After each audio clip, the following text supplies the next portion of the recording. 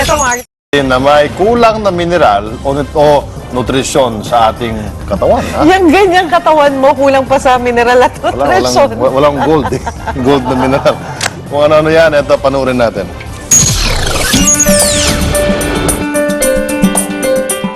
Madalas ka bang mag-crave o matakam sa isang pagkain? Huwag pong baliwalain yan dahil posibleng indikasyon yan na may kulang na mineral sa iyong katawan. Sa artikulo sa Yahoo, inisa-isa ang ibig sabihin ng ating food cravings. Sa mga babae, kapag ka naiisip nyo raw na kumain ng chocolates, malamang kulang ka sa magnesium.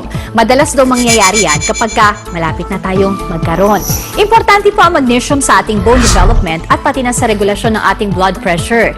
Pero imbes na tsokolate ang lantakan, mayaman din naman sa magnesium ang brown rice at mani.